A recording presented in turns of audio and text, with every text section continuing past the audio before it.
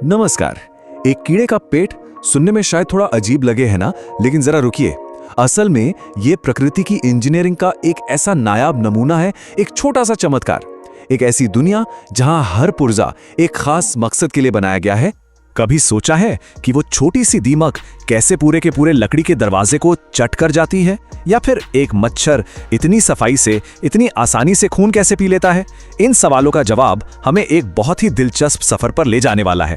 तो इन सब सवालों का जवाब छिपा है धरती पर मौजूद सबसे एफिशिएंट, सबसे कुशल कारखानों में से एक के अंदर। और वो कारखाना है एक कीड़े का डाइजेस्टिव सिस्टम। जी हाँ, उसका पाचन तंत्र, जिसे हम आहार नली या एलिमेंट्री कैनाल भी कहते हैं। चलिए इस सफर को शुरू करते हैं, जो 3 मेन हिस्सों में बटा हुआ है। तो सबसे पहले हमारा पहला स्टॉप है फोरगट, यानी कि आहार नली का अगला हिस्सा। इसे आप एक तरह का एक प्रेप स्टेशन मान सकते हैं। जैसे किसी फैक्ट्री में सामान को मेन प्रोसेस में भेजने से पहले तैयार किया जाता है, बिल्कुल वैसे ही। तो सवाल यह है कि इस प्रेप स्टेशन में आखिर होता क्या है। देखिए, सबसे पहले तो खाना मुंह से अंदर आया, फिर वो जाता है क्रॉप में। क्रॉप एक छोटे से स्टोरेज टैंक की तरह है, जहां खाना थोड़ी देर के लिए जमा होता है, और फिर वहां से खाना पहुंचता है गिजार्ड में। ये गिजार्ड तो बिल्कुल हमारे किचन के मिक्सर ग्राइंडर जैसा है, जिसका काम है खाने को अच्छी तरह पीसकर और भी बारीक कर देना। और यहीं पर प्रकृति का असली कमाल, उसका एडेप्टेशन देखने को मिलता है। जैसे कॉकरोच को ले लीजिए, वो ठोस चीजें खाता है तो उसके पास एक बहुत ही मजबूत दांतों वाला गिजार्ड होता है। लेकिन वहीं दूसरी तरफ एफिड्स जैसे कीड़े जो सिर्फ पौधों का रस पीते हैं, उन्हें पीसने की जरूरत ही क्या है? तो उनमें ये गिजार्ड होता ही नहीं है।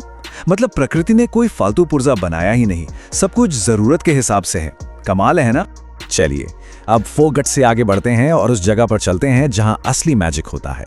हम बात कर रहे हैं मिडगट की, यानी बीच वाले हिस्से की। इसे आप इस पूरे सिस्टम का असली पावर हाउस, असली कारखाना कह सकते हैं। यहीं पर डाइजेशन और एब्जॉर्प्शन, मतलब पाचन और पोषक तत्वों को सोखने का सबसे जरूरी काम होता है। और इसकी बनावट वाकई कमाल की है। एक छोटा सा उदाहरण लेते हैं कॉकरोच का। उसके मिडगट में 8 उंगलियों जैसे स्ट्रक्चर होते हैं, जिन्हें गैस्ट्रिक सीका कहते हैं। अब इनका काम क्या है? ये असल में सरफेस एरिया, यानी पाचन के लिए जो सतह होती है, उसे कई गुना बढ़ा देते हैं, और इसका नतीजा जबरदस्त डाइजेस्टिव पावर। लेकिन रुकिए, मिडगट के पास एक सीक्रेट वेपन भी है। इसका नाम है पेरिट्रॉफिक मेम्ब्रेन। ये एक बहुत ही पतली सी झिल्ली है, लेकिन इसके काम बड़े हैं। पहला, ये खाने को चिकनाई देती है ताकि वो आराम से आगे खिसक सके। दूसरा, ये आंत की नाजुक दीवारों को किसी भी तरह के नुकसान से बचाती है।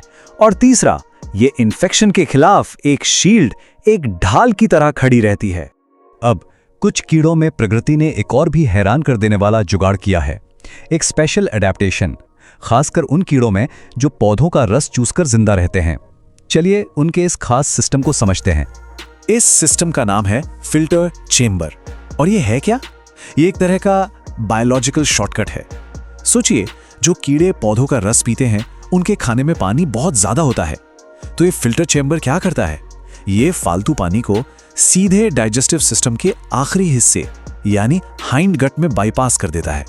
और इससे होता यह है कि जो पोषक तत्व हैं, वो एकदम गाढ़े, कॉन्सेंट्रेटेड हो जाते हैं। ये सिस्टम कितना कमाल का है, इसका अंदाजा आप इस बात से लगाइए। इनपुट क्या है? ढेर सारा पानी और थोड़ी सी चीनी। लेकिन फिल्टर चैम्बर से गुजरने के बाद आउटपुट क्या मिलता है? बहुत कम पानी और ज्यादा चीनी। मतलब डाइल्यूटेड जूस से सीधा कॉन्सेंट्रेटेड एनर्जी ड्रिंक। ये तो एफिशिएंसी की हद है। तो चलिए अब अपने इस सफर के आखिरी पड़ाव पर चलते हैं। हाइंड गट ये आहार नली का सबसे पिछला हिस्सा है, और इसे आप इस पूरे सिस्टम का वाटर कंजर्वेशन डिपार्टमेंट या फिर एक हाईटेक रिसाइकलिंग प्लांट कह सकते हैं। हाइंड गट का सबसे जरूरी, सबसे प्राइम काम है वेस्ट मटेरियल में से पानी और जरूरी मिनरल्स की एक एक आखिरी बूंद को निचोड़ लेना, उसे वापस सोख लेना। इसके अंदर खास रेक्टल पैड्स होते हैं जो मल को लगभग सुखा देते हैं, ताकि शरीर से पानी का जरा सा भी नुकसान ना हो। सोचिए कितना जबरदस्त वाटर मैनेजमेंट है।